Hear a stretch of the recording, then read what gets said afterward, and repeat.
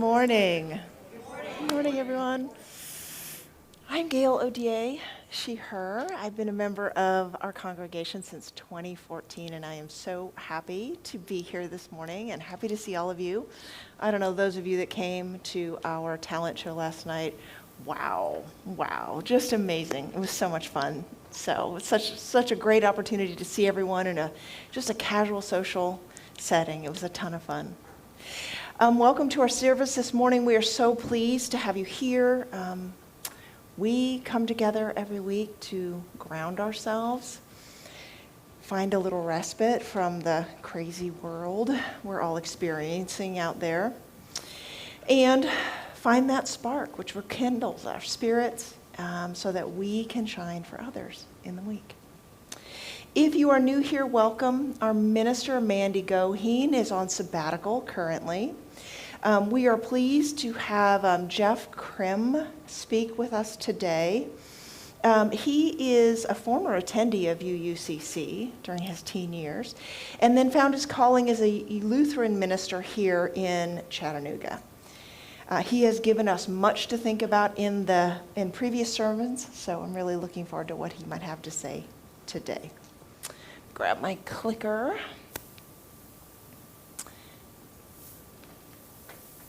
Are you going to cooperate? There you are. Okay, this is our land acknowledgement, so we acknowledge our past and where we come from. So if you will join me in our words today. At UUCC, we acknowledge that our church sits on Cherokee, Muskogee, and Yuchi land. All right.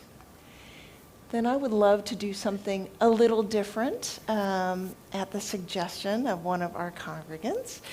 I would love to have for our covenant, for line 1, line 2, maybe you guys are in 2, you're kind of small today, and then 3 and 4, and then all of us together on the last line. How does that sound? Okay, first line, we journey together, bound in the interdependent web of existence. We embrace diversity, own our conflicts, and assume good intentions. When we fail, we begin again in love. Justice and compassion shall be our watchword, and beloved community, our goal. All right. Thanks, all. All right. Let's light our chalices. For UUs everywhere, the chalice represents love and connection, humanity and hope, sacred space, and our commitment to each of these. So, Steve Hollingsworth, would you come light our chalice for us today? And while he does that, sharing the words on the screen, in the light of truth and the warmth of love, we gather to seek, to sustain, and to share. Thank you, Steve. All right, please rise in body and spirit. And let's sing our opening song. And this is a fun one. Enter, rejoice, and This is a joyful song, so let's sing together joyfully. Enter, rejoice, and come in. Enter, rejoice, and come in. Today will be a joyful day. Enter, rejoice, and come in. Open your ears to the song. Open your ears to the song. Today will be a joyful day. Enter, rejoice, and come in. Enter your hearts, everyone. Open your hearts, everyone. Today will be a joyful day. Enter, rejoice, and come in. Is there another verse? Oh, there were 3 sorry. All right, here we go again. Don't be afraid of some change. Don't be afraid of some change. Today will be a joyful day. Don't be rejoice and come in. Enter, rejoice and come in. Enter, rejoice and come in.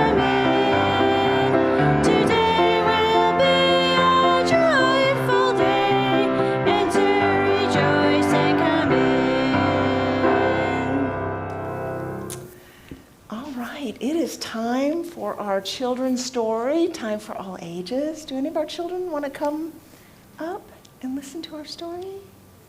Ooh, we have one taker. All right. Oh, look at our big kids coming up. Look at you guys. Yay! All right, a sick day for Amos McGee. Amos McGee was an early riser. Every morning when the alarm clock clanged, he swung his legs out of bed and swapped his pajamas for a fresh pressed uniform. He would wind his watch and set a pot of water to boil, saying to the sugar bowl, "A spoonful for my oatmeal, please, and 2 for my teacup." Belly full and ready for the workday, he ambled out the door. There we go. Every day, Amos waited for the number 5 bus. "Next stop, City Zoo," the bus driver would call. 6 a.m., right on time, he'd reply. Amos had a lot to do at the zoo, but he always made time to visit his good friends. He would play chess with the elephant, who thought and thought before making his move. Run races with the tortoise, who never lost. Sit quietly with the penguin, who was very shy. Lend a handkerchief to the rhinoceros, who always had a runny nose. And at sunset, read stories to the owl, who was afraid of the dark. Who knew?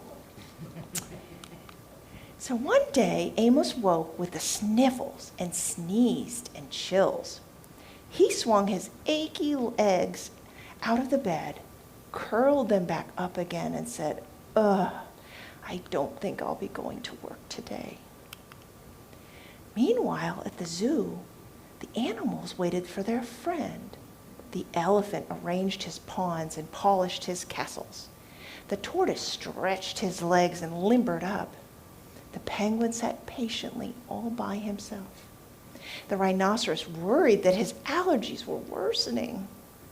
The owl perched atop a tall stack of storybooks, scratching his head with concern. Where is Amos? The animals wondered.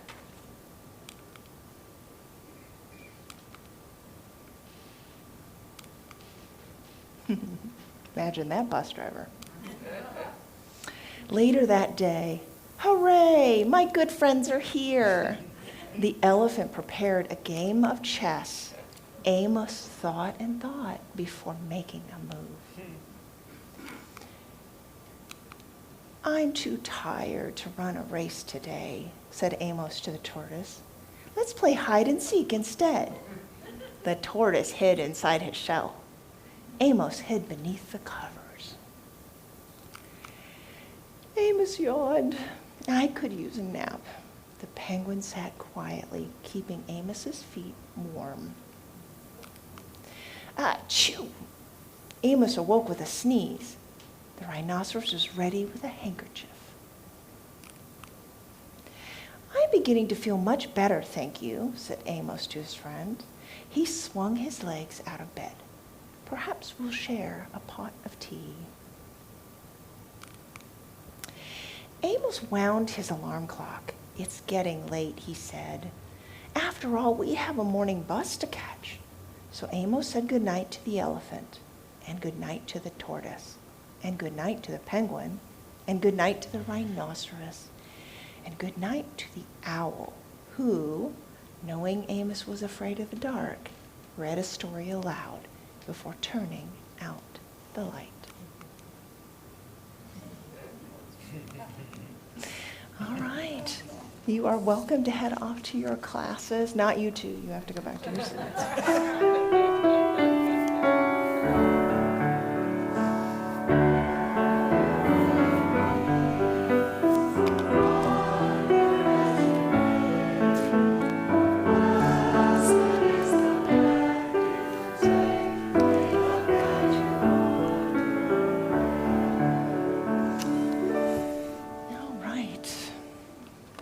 We have a special reading this morning. So from James Freeman Clark, a prominent 19th century Unitarian minister and theologian. This was provided to me by Jeff, so some great words that will fold into his sermon. Clark was deeply interested in how Christianity related to the wider world's faiths, and he often emphasized that Jesus recognized authentic faith wherever it was found. What follows is a brief passage from Clark's 1871 books, 10 Great Religions. We have updated some of the language to be more understandable and respectful in a 21st century context. Quote, Jesus also declared that the Roman centurion and the Phoenician woman already possessed great faith. The centurion even more than he had found among the people of Israel. But the most striking declaration of Jesus, and one most often overlooked concerning the character of non-Christians, is found in his description of the day of judgment in Matthew chapter 25. It is remarkable that people should speculate about the fate of non-Christians when Jesus clearly taught that all men and women among them are his sheep, even though they may never have heard of him.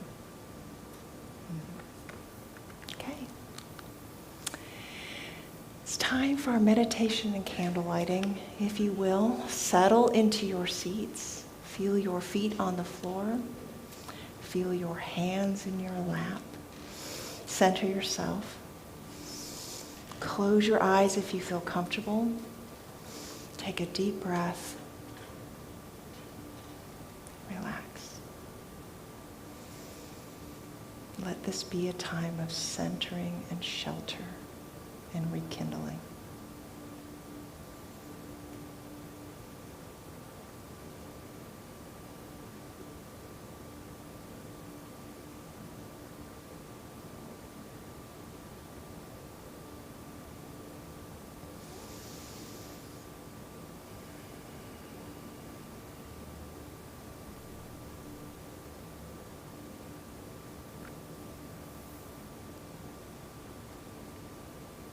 If you feel so inspired, please come forward to light a candle, to illuminate your hopes for the world, your concerns, anything that may be on your heart.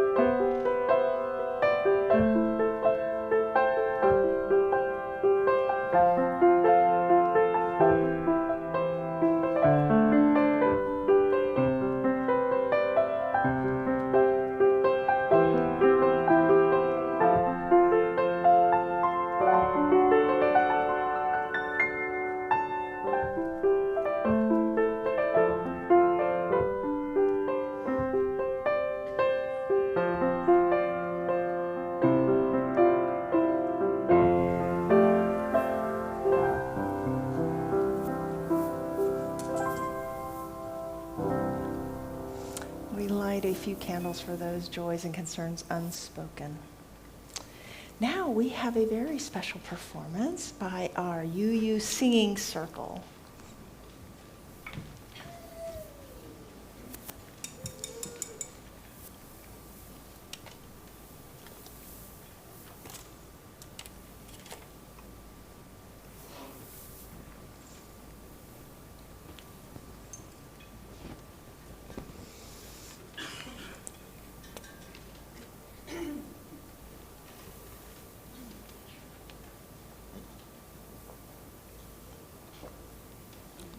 I'm new here.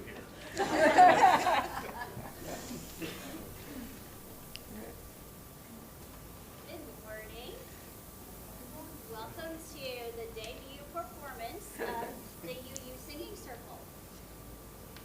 So, we wanted to have a singing group that was a little bit more casual, less. I do need a microphone. Thank you. We're so casual that we have no microphones. Okay. So I wanted to do something that was very grassroots, organic. We started with the pagan group, and then it just kind of took off from there.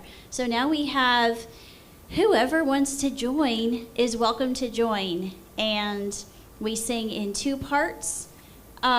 This is our, like I said before, debut performance, and hopefully you will want to join us after you see, and we do perform every other month. So I am going to hand the mic off to Jen, because she is the one who requested this song we're about to perform.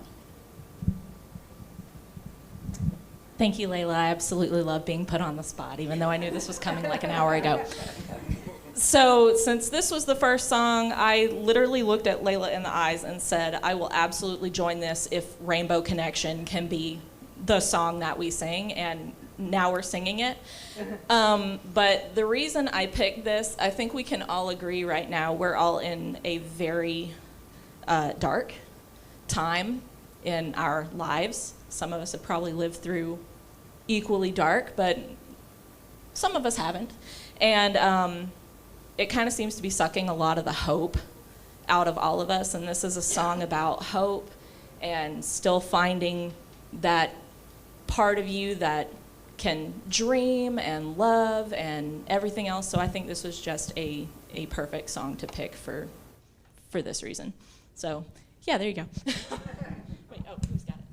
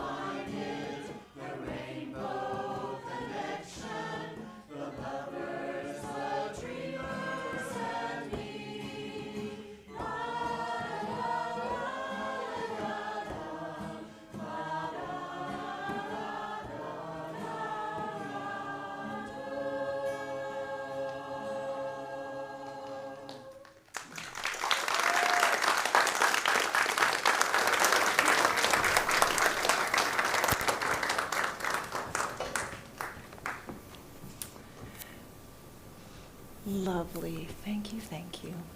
All right, as mentioned, our minister Mandy Goheen is on sabbatical. So we are so pleased to have Jeff with us. You know, he is a great orator, has lots of things and interesting things to say. So with that, I'll introduce Jeff Krim. Come on up, Jeff.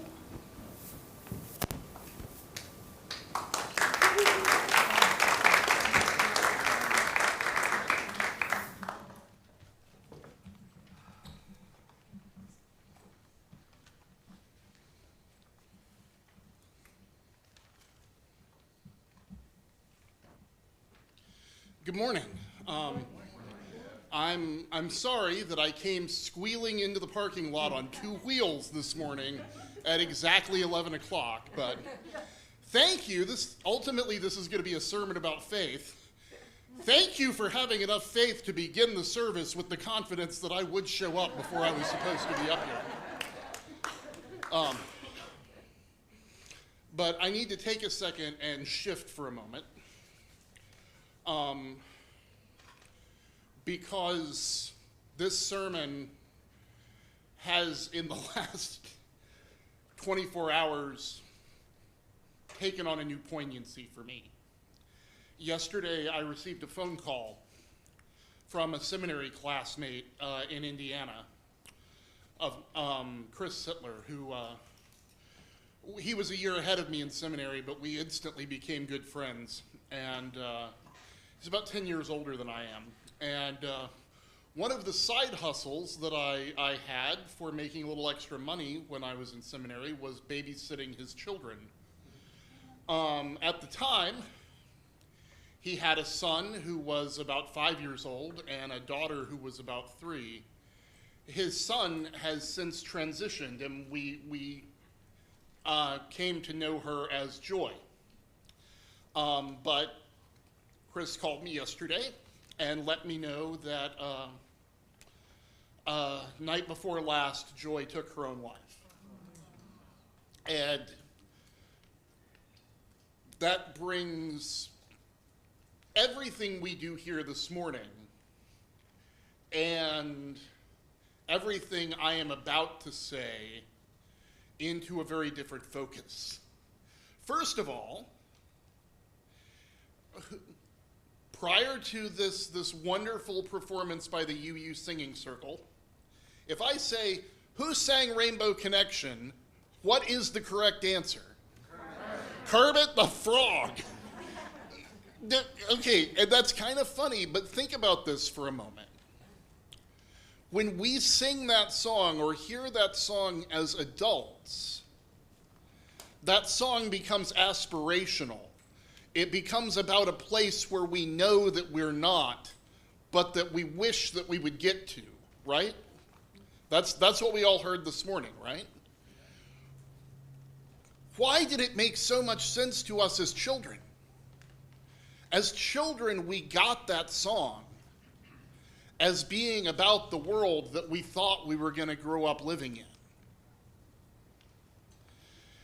Only as we grow older and as adults do we acquire the tools and the ability to screw that vision of the world up. You know, and sorry, that's where I live and move and have my being this morning, is with someone as a child who was full of great joy, and her name after she transitioned was not poorly chosen, but being then reminded of how much grief and pain and darkness she also lived in. So that just brings a whole new poignancy to everything this morning. But back to the sermon as I've written it, because I honestly don't have to change anything to make it appropriate in this circumstance. I did think that I had arranged for 2 readings this morning, the one from a 19th century Unitarian minister and the other actually the biblical story that I'm going to be talking about. And I did not bring my phone in with me, so I can't read it to you now. So in a minute, I will summarize the story. But before I get into that, I want to ask you, because This is a Unitarian Universalist church. I'm in a highly educated audience here. How many of you speak French as a second language? See, I knew I would get at least one hand. I knew I would get at least one hand on that. Okay, when I was in college, I took a course in post-colonial French West African literature. Why, yes, I did go to a liberal arts college. How did you know? I took it in English. You could buy the books in English and attend half the class in English and get English credit for it, or you could attend double lectures, half in English, half in French, and you could get credit toward a French major. I took it in English. But one of the books that I read for that class was called La Vie de Boy. Now, the one or two of you that raised their hands a minute ago, what is wrong with that title? La Vie de Boy.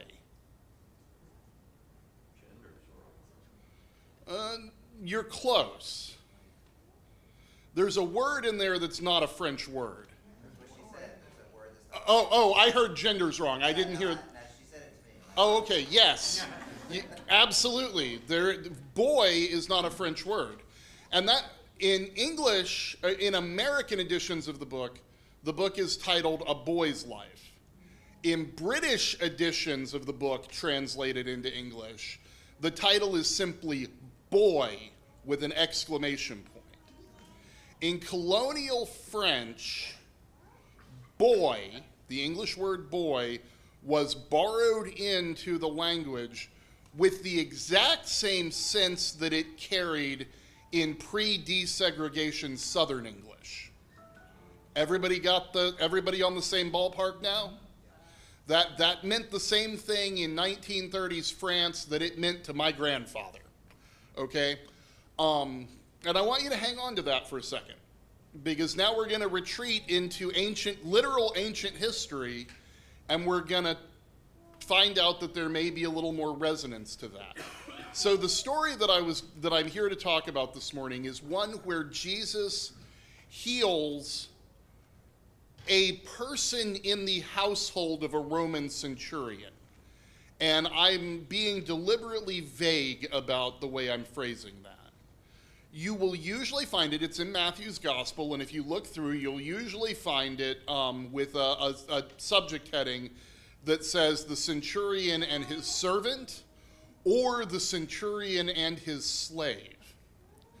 But the word that's translated as servant or slave in that text is not the normal word in Greek for either of those things. It is the word pais, and it means boy.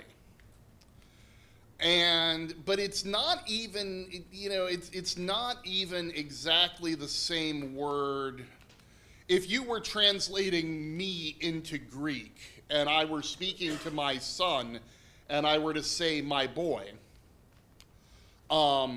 it's not the same, it's not the word that it would not be incorrect exactly, but you would come across seeming like you didn't really understand the language if that's the word that you chose.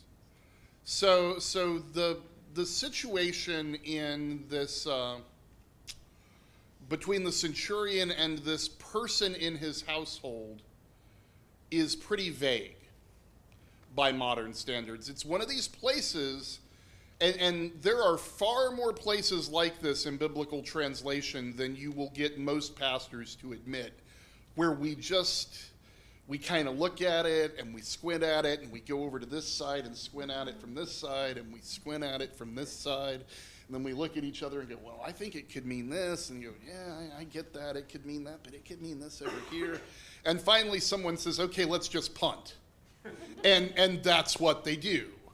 And then if that translation sells really well, then we're gonna stick with that strategy when we update it. And far more places in the Bible where that happens, than we like to admit. And it's obvious there are good reasons why. One, the reading that we had this morning was it was originally written in English, and only, a little over 150 years or so ago, I still had to update the language for it to make sense. So when we're dealing with things that are 2,000 years old, the language gets a little sketchy sometimes. But let's talk about what that could have meant. It could have been boy in exactly the same sense that boy, the English word, was used in that French title. It could have been a diminutive or even derogatory term for a young slave or servant. In the first century CE, there would not have been a huge difference between a somewhat voluntary servant in kind of a Downton Abbey sort of role and an actual slave in terms of their day-to-day life. So sometimes language didn't always distinguish between those two classes of people very well. But the fact that it's a centurion brings in a whole other segment of possibility. Well, I'll get to that in a second. What happens is the centurion comes to Jesus and says, this person in my household, he says, my boy is sick and I want you to heal him. And Jesus, for his part, says, okay, let's go. I mean, that's the extremely Jeff Krim New Revised Standard version of it. But Jesus is willing to go to the man's home and heal this person in his household. And the centurion says, no. The translation as it comes down to us is generally something along the lines of, I am a sinful man, or I am an unclean man. It could be something as simple as, I'm not one of you, I know that as a Gentile you view me as unclean, or he could be confessing something deeper that he sees making him different from the people that he thinks Jesus might want to associate with. And he says, I'm a military officer. I understand that when people with authority give orders, those orders are carried out. And so he says, give the order, and I know that when I get home, this person in my household will be healed. And lo and behold, that's exactly what happens. Sorry, there's no twist ending. And Jesus' miracles tend to work out the way we expect. But this does stand in contrast to many of Jesus' other miracles. For example, when Jesus arrives at the grave of or at the home of Mary and Martha and Lazarus, and what he's going to ultimately do is raise Lazarus from the dead, which I think we can all agree is slightly more impressive than healing a sick person. What is said to him when he gets there is, my Lord, if you had been here, my brother would not have died. In that story, they expected Jesus' presence to be tied with the miracle, and of course, in the end, he ends up raising Lazarus from the dead. But in this story, this person who identifies himself as different and unclean says, oh no, I know you don't actually have to be there. Just say the word and it will be done, and that is what happens. Where I want to focus is his feelings of uncleanliness and the ambiguity of this word. Because one of the things that we know historically from outside of biblical sources is that senior soldiers in the Roman military were assigned younger soldiers to mentor, and this sometimes seems shocking to us. I mean, I have all kinds of questions about consent and things like that are not answered in the text. but we do know that they were often encouraged to have physical, romantic relationships with them. That seems so shocking for those of us who grew up with the American military thinking don't ask, don't tell was a big deal. But the Roman military thought that if their soldiers were romantically involved, they would fight harder for each other, and so they encouraged this sort of thing. So exactly what he means when he says, my boy is sick, is unclear. What we do see very clearly, if you have no faith stake in this text at all, but you are at least a human being, you see a man deeply, deeply moved by grief. So whoever this person is, it's someone that he cares deeply about. I'm not saying it's impossible for him to have cared deeply about a slave in his household.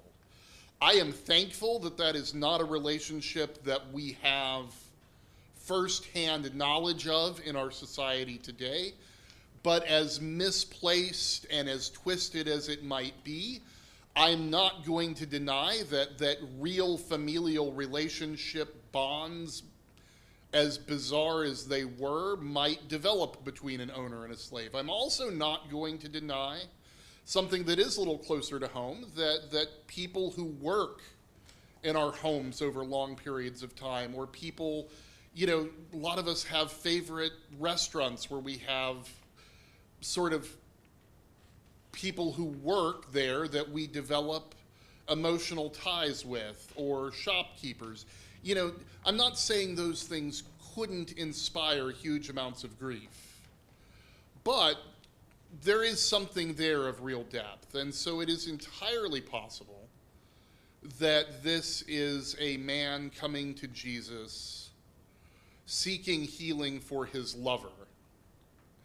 And he realizes that this is not something that, even if Jesus personally didn't have an issue with it, what Jesus represents in sort of first century apocalyptic preachers, it's not the sort of thing you would expect them to be okay with.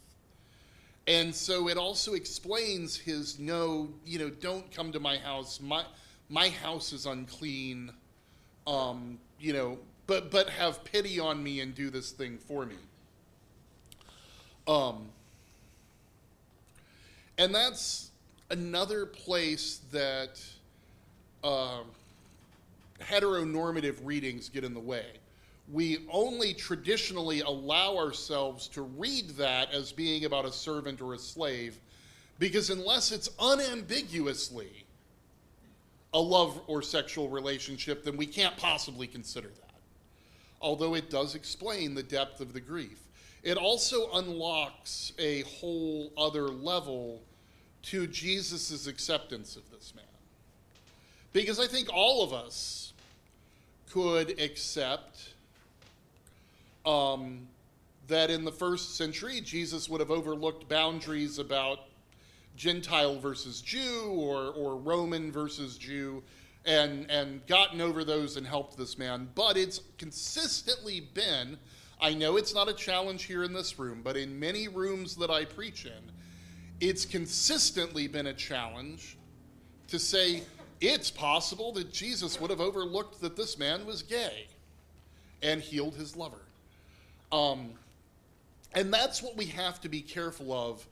In my tradition, it's in our reading of the Bible. In other traditions, it's a thing we have to be careful of in any reading of Scripture. Is there a reading of this Scripture that I am avoiding because it challenges my own prejudices? And where this takes on poignancy for me today in reeling from the death of my friend Joy is that her father and I was not always a Lutheran minister. As you know, I did spend some time here in my teens. In my 20s, when I went out into ministry first, I got hired in a much more conservative, they knew they were hiring a much more liberal pastor than they were, and I knew I was going into a much more conservative church than I was, than I would have liked. But there was this constant tightrope walk of how much truth that I want to tell them can I really tell them? Like, how much truth can I tell before they will simply stop listening? And her father, Joy's father, walked that same tightrope in his congregation. It's one of the reasons that we got along so well. And so today, reeling from her death, I wonder if doing something as simple as suggesting an alternate reading, not even laying it out as dogma, not even saying that this is how you must understand it, but saying this is how you could understand it, or this is a possibility. It is a possibility that once you have considered it, you may reject, but you can't not consider it. How much of a difference could something that simple have made in the life of someone like Joy? How much of a difference could even the simplest acts of not even true inclusion, but just alluding to the possibility of inclusion, of hinting at the fact that there is a world better than the one that we live in, that we could accomplish, that we could live in, could have made a difference in her life. We never know how much of a difference the simple things that we do to show love and acceptance to others make. But when you're a person like me who gets saddled with the authority to teach and to lead, we also never know how much of a difference we could have made that we didn't because of our own timidity. And this consistent reading of Scripture with our own biases in place, in my case with heteronormative biases in place when looking at the Bible,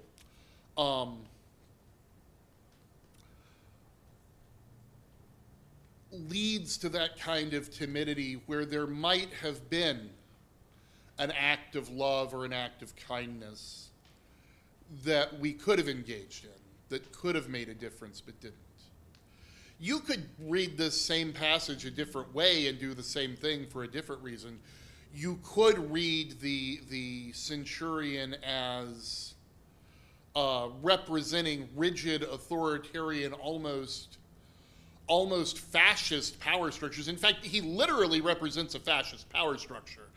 The root of fascism is the Roman word, or the Latin word facus, which was the symbol of Roman authority that centurions and others carried. So, in today's reading, I might be tempted to overlook the fact that Jesus was showing hospitality and compassion to a literal fascist. And that would get in my own way of compassion, of love, and of caring about others. I want to tie this up by saying this is one of the stories that I explore in my book. My book, which I did not bring a case of today. I have one case that I bought at author's cost, and I need it next weekend for Pride. So if you're at Pride and you'd like a copy of my book, you can come get one there. But my book is entitled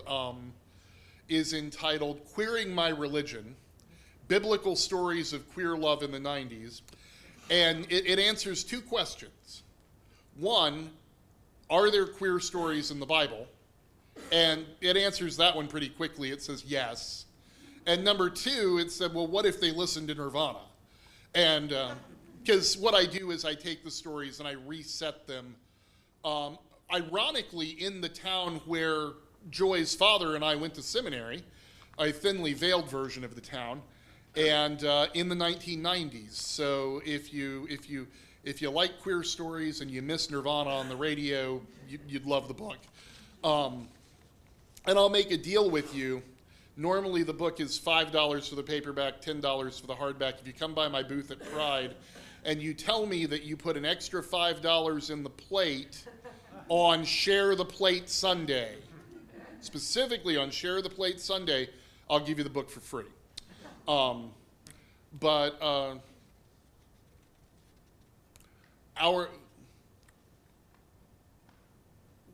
What Joy's death brought home for me last night was that we never know the darkness that people live in. We never know how much people benefit from the acts of love and inclusion that we do engage in. It's entirely possible, I hate to think of it this way, but it's entirely possible that Joy only made it this long because she was surrounded by people who loved and supported her. But oh my gosh, how much longer could she have made it if those outpourings of love and support had been as profuse as they could be? How much longer could she have made it if Rainbow Connection still made sense to us the same way it did when we were 5? And so the place that I would push you here is I've given you an example of how generations of people let their own prejudices get in the way of the depth of reading available in a piece of scripture that they considered sacred, that they would naturally want to get the most depth out of. So my challenge for you today is, where are your own prejudices getting in the way and keeping you from being as big a source of love and compassion and welcome in the world around you as you could be? Thank you for having me again today.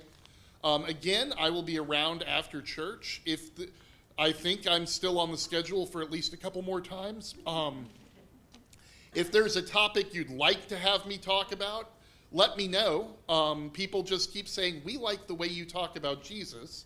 So that's the thing I keep getting up here and doing. But honestly, I enjoy talking about a variety of things. So if there's something else you'd like to hear, feel free to come talk to me after church. God bless you all.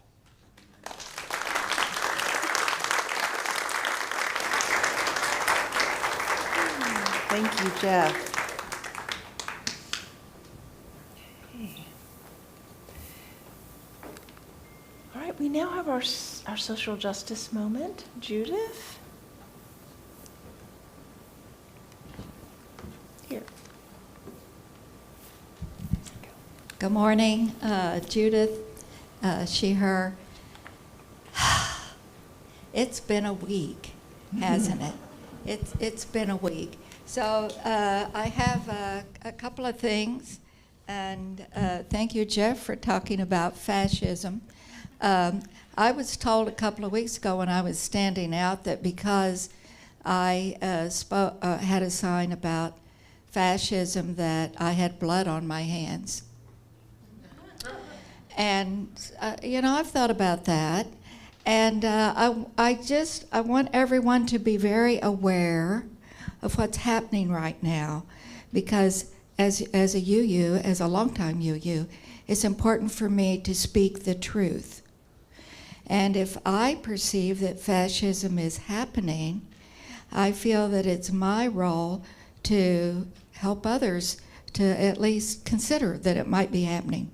So here's some things that I think will sound familiar to you. It's actually from the Polish country and some writers who wrote about their own experience with fascism. And there are 15 points, and I'll do them quickly. They will come to power with a campaign based on fear, scaremongering, and distorting the truth.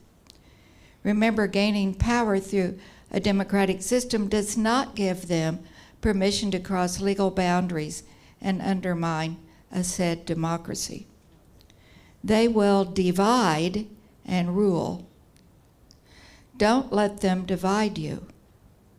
Remember, you're one people, one nation, with one common good. Fight, and this one is especially relevant, fight for every media outlet, every journalist that is being banned, censored, sacked, or labeled as an enemy of the state. They will ban critical press from their briefings, calling them liars and fake news. They will brand those media as unpatriotic and acting against the people. Number 4, they will create chaos, maintain a constant sense of conflict and danger. See through this chaos, the fake danger, expose it before you wake up in a totalitarian fascist state. They will distort the truth, deny facts, and blatantly lie. Always do your best to think critically, fact check, and point out the truth. Fight ignorance with facts. They will incite and then leak fake, superficial scandals. See through these superficial topics in mainstream media and focus on what is actually being done. They will propose shocking laws to provoke your outrage. Focus your fight on what really matters. When invading your liberal sensibilities, they will focus on what hurts the most, women and minorities of all kinds.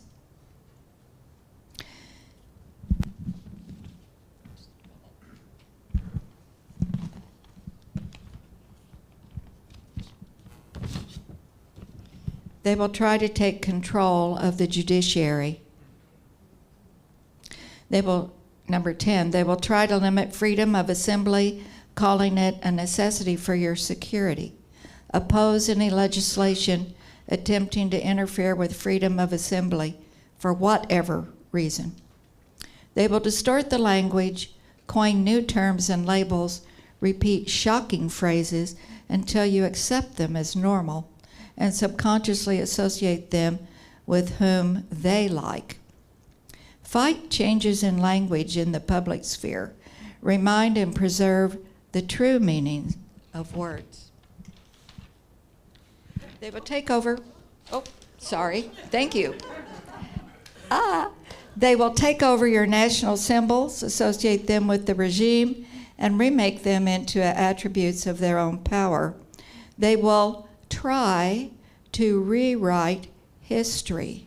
We see this very plainly, to suit their needs and use the education system to support their agenda. 14, they will alienate foreign allies and partners. Oh, did we not just hear this at the UN? You're all doing really badly, but we're great. Don't let them build walls promising you security instead of bridges giving you prosperity. They will eventually manipulate the electoral system, and this we need to be very aware of. We must oppose changes to the electoral law. Now, this was sent to us in 2017. It's now 2025, and it says, above all, be strong, fight, endure. Remember, you're on the good side of history. Every authoritarian, totalitarian, and fascist regime in history eventually failed, thanks to the people. Thank you.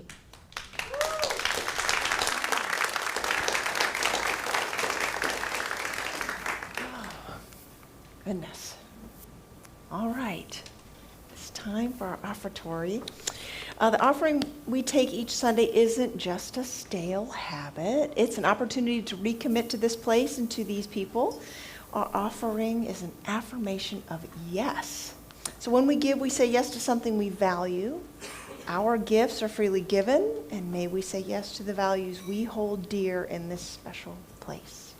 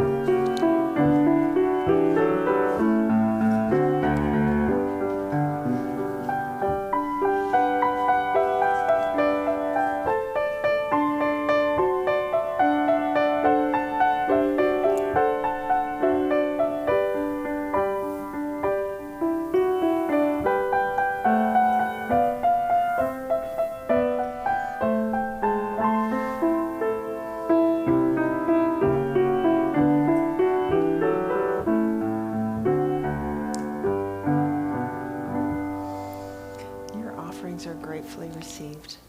All right, our final song, if you would care to stand. Oh, yes, our offertory response. Sorry, forgot about that. Okay, we give these gifts freely, committed to our mission to care, create beloved community, awaken hearts and minds, resist injustice and act with compassion, embrace life and care for the earth. To this work we dedicate our offerings. Now you may all stand for our final song, Love Will Guide Us.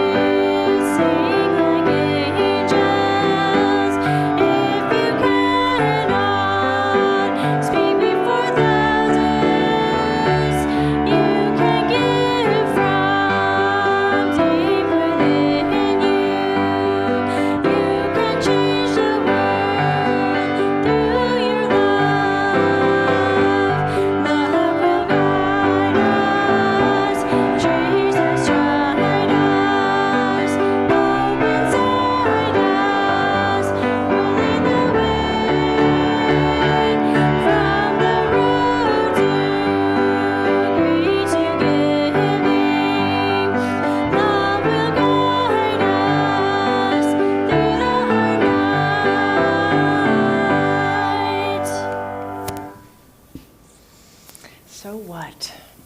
So many things to think about today. How might we go out into the world today and challenge our own prejudice and thoughts and be a guiding light for others in our community?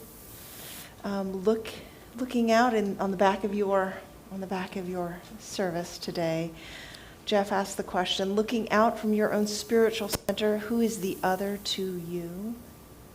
How might you lay that down and bring them in and open a path for them? Okay, with that, let's extinguish our chalice. All right, Steve, will you extinguish our chalice for us? Okay. All right, join me in our words.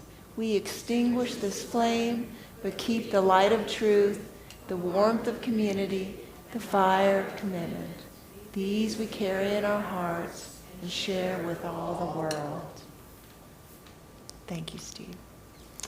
All right, time for our announcements.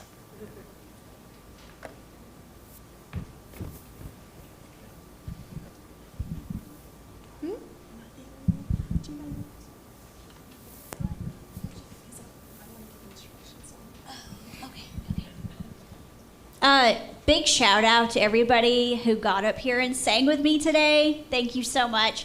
We considered, thank you.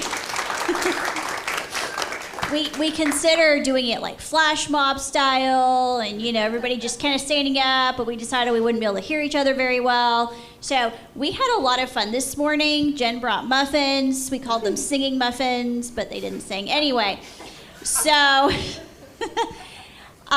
the next performance for Singing Circle is going to be in November, and everybody is welcome, although if everybody sings, we'll just sing, to the chairs, I guess. Anyway, so it's been rumored that we might do a Beatles song, so there's that.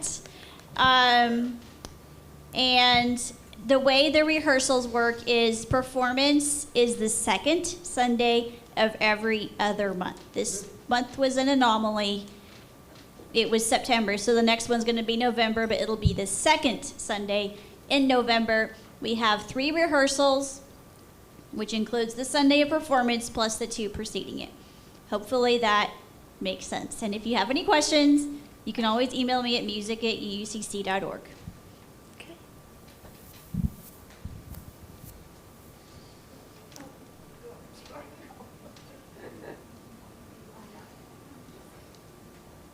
I'm Judy, she, her, and I have an assistant today. Your name is? Autumn. Autumn. Go ahead, blow some bubbles. She's blowing bubbles because we are going to have bubbles at the Pride Parade next week. So, thanks to Jan, we got bubble machine, but we need someone who will say, I'll take the banner and I'll take the bubbles and I'll get us signed in, and then everybody can join us, and we'll have details. Come see me at the social justice table for that. The parade lineup is at 12:30 in the Unum parking lot, and then we'll be at the festival afterwards from 1:30 to 5. Thank you to Cass, our bookkeeper. We do have a truck to transport this table and the tent and stuff, but and Cass and I can get it set up, but it's real important because she can't bring her truck back into the festival because it lasts till 8, so they won't let the truck back in. I need someone there a little bit before 5 so we can dismantle the tent and the table and stuff and cart it on the little wagon to wherever she finds a place to park to take the stuff out. So if anyone can possibly even come that last hour of the festival to help me take it down and get it to her truck, also please see me because that's really important. But it's going to be a lot of fun. The festival and parade is always fun. People always enjoy it. And we'd like it to have a good turnout for both things, for the parade and the festival next week, Sunday. Questions, come see me after. Thank you, Adam.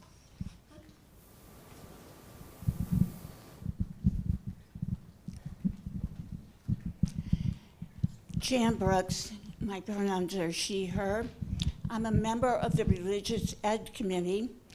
I want to thank Jeff so much for the sermon.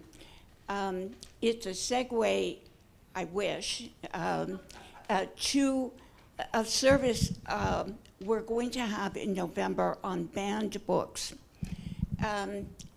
Letting other voices, all the voices, into the conversation. In order to have a banned book library, we need a bookcase. The church does not have one that will fit on the other side of that wall. We need something that's about 3.5 to 4 feet wide, about 4 to 5 feet tall.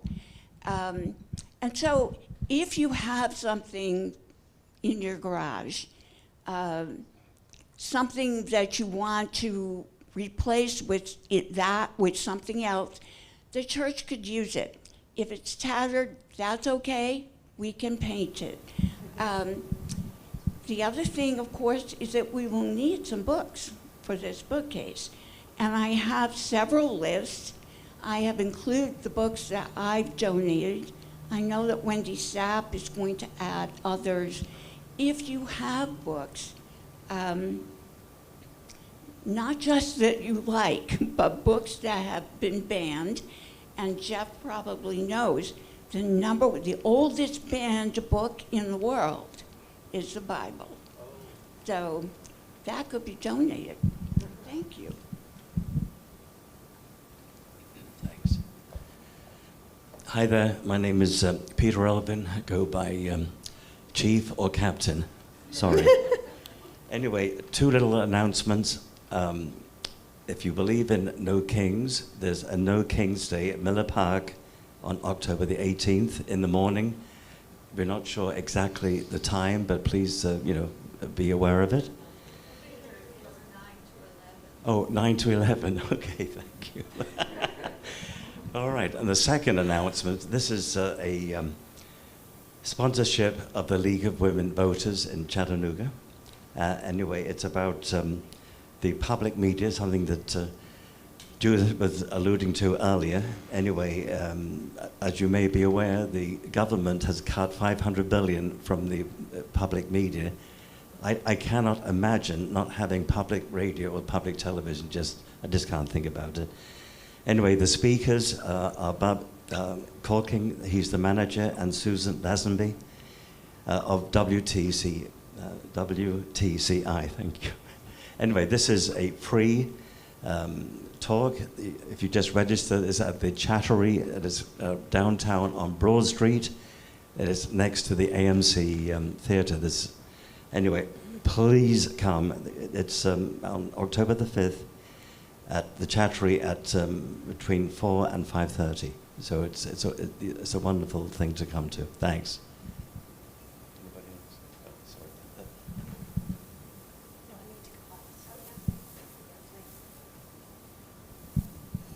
Hi, I'm Camille, she, her. I have 3 calls of action. I will try and keep them quick.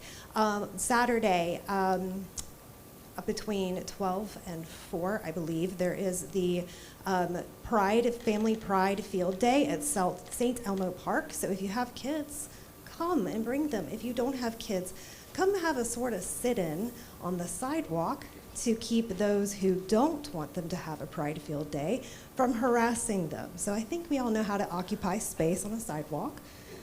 So, you know, your expertise in that is needed. On Sunday, Pride Parade, they still need some people to help out with security. If you're interested in being able to help out with that, just come see me and I can give you a point of contact for that.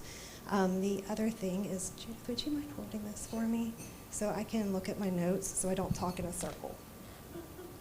Y'all don't want that, I don't want that, I'll waste your time. So let me switch gears and reintroduce myself.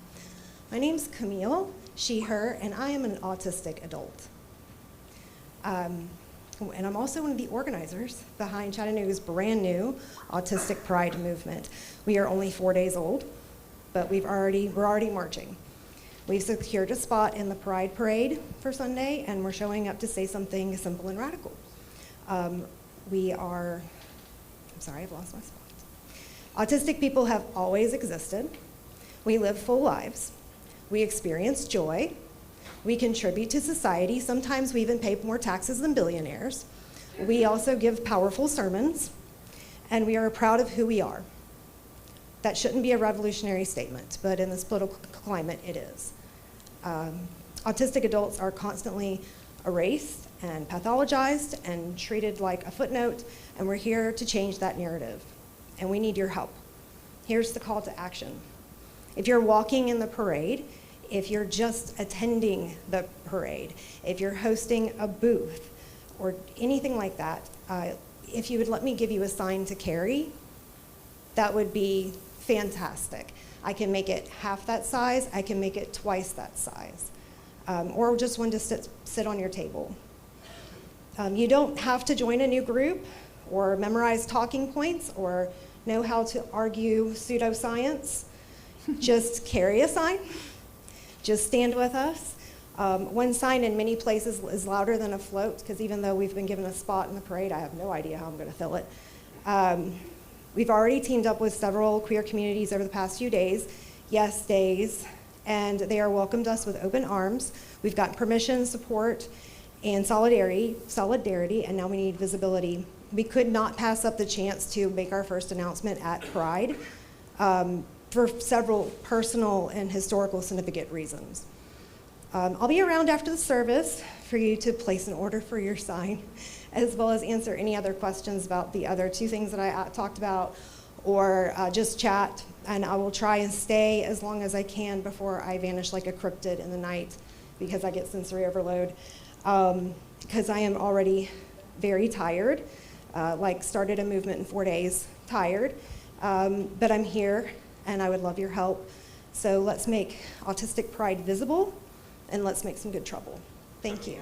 What can I infer from seeing the June 20th date there? So it is June 20th. So this is an international movement that's been around for a very long time called Autistic Pride Day. It started off in Austria. The date for it is June 18th. So that's a Thursday. So we put it as June 20th. We don't have any other details but that right now. That's it. Because the point of an Autistic Pride event is not necessarily the event itself. It's just saying Autistic Pride. It's just bringing awareness. It's just offering a counter narrative to the war against diversity that we're currently experiencing, because that's what it is. It's a war against diversity, all types of diversity, even neurodiversity. And I've taken up too much time. That QR code does work, so if you want to scan it, you can. And Charlotte, thank you so much for your patience. I know you're the kindest person in the world, so why am I even apologizing to you? No, I'm sorry. I'm sorry. You don't know I'm sorry. Okay, I have two announcements. The first, I'm Charlotte Olson, her, nice to have you all here with us today. The first announcement is for an event in about 3.5 weeks. The second announcement is for an event in about 3.5 minutes. One involves pizza, the other involves ice cream, so they're both good. Okay, first announcement, the one in 3.5 weeks. As you know, this church is about to embark on a search for a new coordinator of our religious education program. And we want to go about this in an intentional and thoughtful way. One of the steps we're taking to help us do that is on Wednesday, October 15th, from 6 to 8:30, we will gather here for an evening of pizza and conversation about RE. And we're going to be talking about things like, what do we want for and from our RE program? How can we best serve our families? What place does the RE program play in the overall life of this community? Some pretty deep questions. So to help it guide us through these questions, we are so fortunate to have a UUA consultant to be here with us to help facilitate the conversation. Her name is Reverend Nancy Combs Morgan. She specializes in RE. She's based in Kentucky and just happens to be coming through Chattanooga the night of Wednesday, October 15th. So she's going to spend the evening with us at no charge to us. So every one of you is invited, regardless of how much you're involved in RE, whether you're directly involved in RE now or not. We need you and we want you here. Pizza, salad, and childcare will be provided with potluck-style desserts.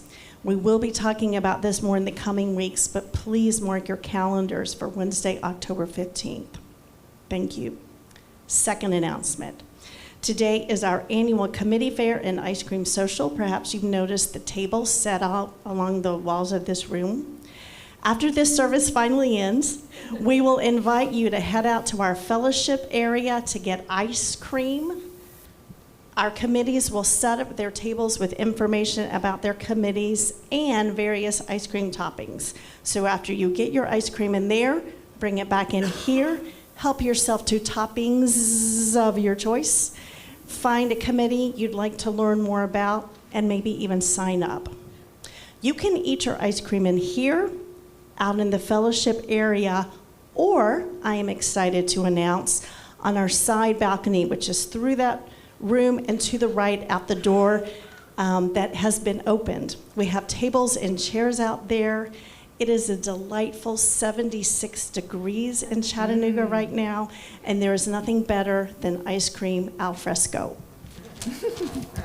So please stick around and learn more about our committees, and remember, this church runs on volunteers. Thank you. Yes. All right. We are done. Blessed be. Enjoy some ice cream.